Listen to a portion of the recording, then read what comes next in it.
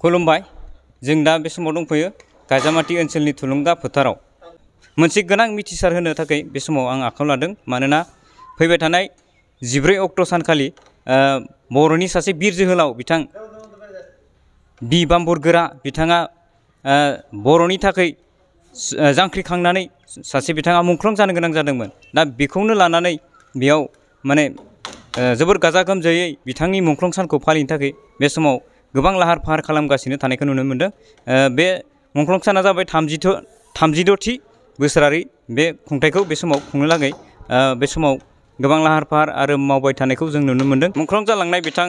बि बाम्बरगोरा बिथाङा बर'नि सोमावसारनायाव बिथाङा सेथि बिथाङा मुंख्लं जादोंमोन। दा बिथांनि बे मुंख्लं जानाय सानखौ लानानै दिनै नैबे सेप्तेम्बर दाननि 14 अक्ट' सानखालि बिथांनि बे मुंख्लं जानाय सानखौ फालिनो थाखाय बे समाव बिथांमोना साखाफारा एबा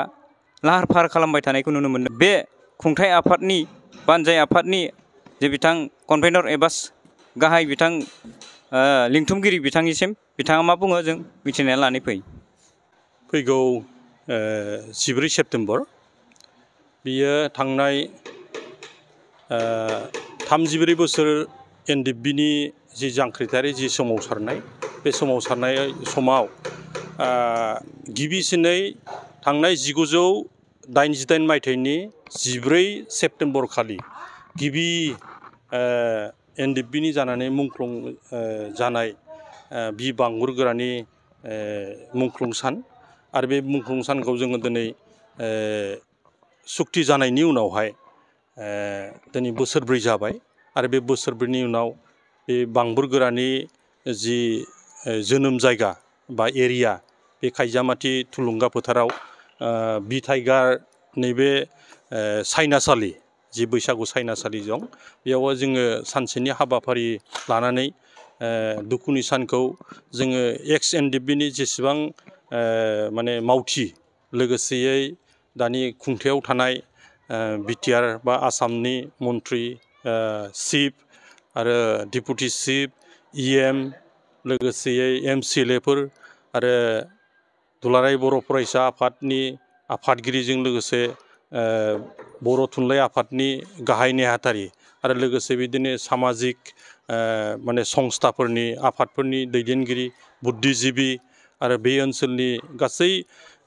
माने बुद्धिजिबि बा हारि अनफावरि रायजो राजा बिथांमोनखौ लानानै जोङो सानसेनि हाबाफारि जों माने थांखि लानानै जोङो दिनै बिनिनो फ्राय जागायनाय खामानिफोरखौ जोङो दिनै थाम-थिम खालामगासिनो दं आरो दिनै 12 सेप्तेम्बर जिथु जाबाय आरो गेजेराव गाबोन सानसेल'सै दासिमहालागै फ्राय 90% माने 90% बांसिन खामानिफोरा जाफुंजोब्बाय आरो बेयावहाय जोङो सानसेनि हाबाफारिब्लाबो फ्राय 5,000सो सुबुंखौ जोङो बेयावहाय खनसेयैनो बेयाव मुंख्लं सानखौ जोङो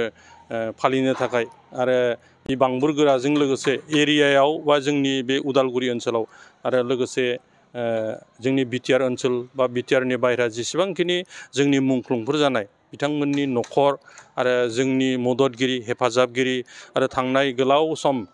जि जोङो 34 बोसोर जांख्रिथाय खालामबाय बे खालामनाय समाव गोबां सुखु दुखु जोंजों थाफानानै सहायनांबोबाय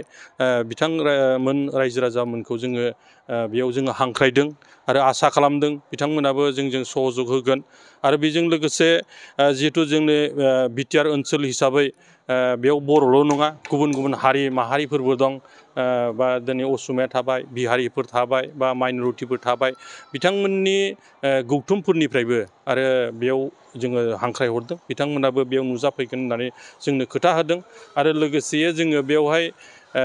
माने हारिमु दिन्थिफुंनायजों लोगोसे बेयाव दुखुनि सानखौ फालिनायजों लोगोसे जों बेयावहाय माने गाजा गोमजायै एसेब्लाबो माने जथुमलायनानै दा सरकारा जोंनो सुक्ति जाखानायनि उनाव जायफोर खामानिफोरखौ जोङो मावबाय बा जोंनो मावनो दङ जों बेफोरखौ बुंफोरलांगोन होननानै जों आसा खालामदों बे हिसाबै गोबां रायजो राजायानो नुजाफैनो होननानै जोंनो खोथा होनाय हिसाबै जों आसा खालामदों बिथांमोनहा ओमफ्राय बेयाव जोंखौ माने हेफाजाब होफैगोन होननानै जों बेखौ आसा खालामदों आरो बिथांमोनखौ जोङो दिनै बरायनानै लानो थाखाय आरो बिथांमोनखौ बेयावहाय नुजाफैनानै बिथांमोननो जोङो बोथिसे ओंखाम जानायनिबो जों जगार खालामदों आरो बिनिनो प्रस्तुतिफ्राबो बिनिनो माने जगार पातिखौ जों खालामबाय थादों दा बे फ्राय बेफोरबो जाफ्रामजोब्बाय ओंखायनो जों आसा खालामदों आरो जोबथारनायाव गासै रायजो राजा नोंथांमोनखौ आङो दिनै बे मेडियानि चेनेलनि दारादि नोंथांमोनखौ खावलायहरदों जे फैगौ 14 सेप्तेम्बर खालि जोंनि जि माने मुंख्लं सान बेखौ जोङो माहारि हिसाबैनो मोनसे दुखुनि सान हिसाबै जारिमिनाव जाहाथे जोङो दोनलांनो हायो आरो जाहाथे जोङो बेखौ फालिलांबाय थानो हायो बर' माहारिनि उदांस्रिनि थाखायनो जोंनि अधिकारनि थाखायनो जिहेतु जाय बिर जोहोलावजो बिथांमोना जोंनि थाखाय गाव गावनि आगोमा जिउखौ बाउसोमलांबाय बिथांमोनखौ जोङो मान बावनो थाखाय गासैबो जाहाथे जोंजों हेफाजाब होफैगोन होननानै जोङो आसा खालामदों आरो खावलायहरदों जे फैगौ 14 सेप्तेम्बर खालि जाहाथे बयबो फुंनि 8:30 नुजाफैनानै जाहाथे बेवहाय मुंख्लंफोरनो जाहाथे आलारि बाथि सावनायजों लोगोसे जाहाथे बिबार बावफैयो बेनि थाखाय साफ्रोमनिसिम आङो माने बानजाय आफादनि जानानै बा आङो लिंथुमगिरि जानानै गासैनिसिमबो आङो गुरैयै खावलायहरनाय थाबाय। बे 36थि जे बि बाम्बुरगोरानि मुंख्लं सान फालिनाय बे हाबाफारियाव माबायदियै नोंथांमोना साखाफारा खालामगासिनो दं? जे जोहोलाव बि बाम्बुरगोरा बसुमतारी बिथाङा जे जोंनि ओनसोलनि आरो बिथांखौ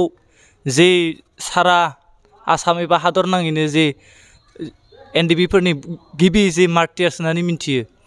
जों बेखौ लोब्बा लानानै जोंनि खाजामाटि एरियाया दिनै लाहार फाहार खालामदों आरो जों गोबां खस्थ' खालामदों आरो जों